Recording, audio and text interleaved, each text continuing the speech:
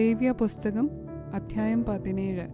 യഹോവ പിന്നെയും മോശയോട് അരുളി ചെയ്തത്: നീ അഹരോനോടും പുത്രന്മാരോടും എല്ലാ ഇസ്രായേൽ മക്കളോടും പറയേണ്ടതെന്തെന്നാൽ, യഹോവ കൽപ്പിച്ച കാര്യം ആവിത്: ഇസ്രായേൽ ഗൃഹത്തിൽ ആരെങ്കിലും കാളയെയോ ആട്ടിൻകുട്ടിയെയോ കോലാടിനെയോ പാളയത്തിൽ വെച്ചെങ്കിലും പാളയത്തിനു പുറത്തു വെച്ചെങ്കിലും അറുക്കുകയും അതിനെ യഹോവയുടെ കൂടാരത്തിന്റെ മുൻപിൽ യഹോവയ്ക്ക് വഴിപാടായി അർപ്പിക്കേണ്ടതിന് സമാഗമന കൂടാരത്തിന്റെ വാതിൽക്കൽ കൊണ്ടുവരാതിരിക്കുകയും ചെയ്താൽ, അത് അവന് രക്തപാതകമായി എണ്ണേണം. അവൻ രക്തം ചൊരിയിച്ചു ആ മനുഷ്യനെ അവന്റെ ജനത്തിന്റെ നടുവിൽ നിന്ന് ഛേദിച്ചു കളയണം. ഇസ്രായേൽ മക്കൾ വെളിമ്പ്രദേശത്ത് വെച്ച് അർപ്പിച്ചു വരുന്ന യാഗങ്ങളെ യഹോവയ്ക്ക് സമാധാന യാഗങ്ങളായി അർപ്പിക്കേണ്ടതിന് സമാഗമന കൂടാരത്തിന്റെ വാതിൽക്കൽ പുരോഹിതന്റെ അടുക്കൽ യഹോവയുടെ സന്നിധിയിൽ കൊണ്ടുവരേണ്ടതാകുന്നു. പുരോഹിതൻ അവയുടെ രക്തം സമാഗമന കൂടാരത്തിന്റെ വാതിൽക്കൽ യഹോവയുടെ യാഗപീഠത്തിന്മേൽ തളിച്ച് മേധസ് യഹോവയ്ക്ക് സൗരഭ്യവാസനയായി ദഹിപ്പിക്കണം. അവർ പരസംഗമായി പിന്തുടരുന്ന ഭൂതങ്ങൾക്ക് ഇനി തങ്ങളുടെ ബലികൾ അർപ്പിക്കരുത്. ഇത് തലമുറ തലമുറയായി അവർക്ക് എന്നേക്കുമുള്ള ചട്ടമായിരിക്കണം.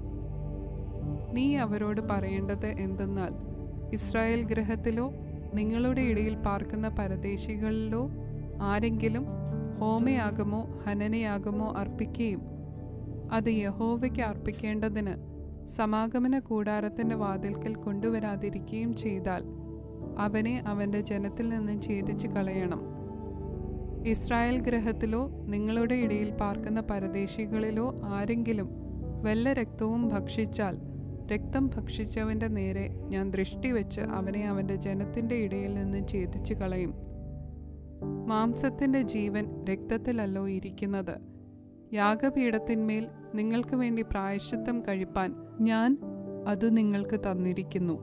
രക്തമല്ലോ ജീവൻ മൂലമായി പ്രായശ്ചിത്തം ആകുന്നത്. അതുകൊണ്ടത്രേ നിങ്ങളിൽ യാതൊരുത്തനും രക്തം ഭക്ഷിക്കരുത്, നിങ്ങളുടെ ഇടയിൽ പാർക്കുന്ന പരദേശിയും രക്തം ഭക്ഷിക്കരുത് എന്ന് ഞാൻ ഇസ്രായേൽ മക്കളോട് കൽപ്പിച്ചത്. ഇസ്രായേൽ മക്കളിലോ നിങ്ങളുടെ ഇടയിൽ പാർക്കുന്ന പരദേശികളിലോ ആരെങ്കിലും തിന്നാകുന്ന ഒരു മൃഗത്തെയോ പക്ഷിയെയോ വേട്ടയാടി പിടിച്ചാൽ, അവൻ അതിൻ്റെ രക്തം കളഞ്ഞ് മണ്ണിട്ട് മൂടേണം. സകല ജഡത്തിൻ്റെയും ജീവൻ അതിൻ്റെ ജീവാധാരമായ രക്തം തന്നെ. അതുകൊണ്ടത്രേ ഞാൻ ഇസ്രായേൽ മക്കളോട് യാതൊരു ജഡത്തിൻ്റെ രക്തവും നിങ്ങൾ ഭക്ഷിക്കരുത് എന്ന് കൽപ്പിച്ചത്. സകല ജഡത്തിൻ്റെയും ജീവൻ അതിൻ്റെ രക്തമല്ലോ, അത് ഭക്ഷിക്കുന്നവനെയെല്ലാം ഛേദിച്ചു കളയണം.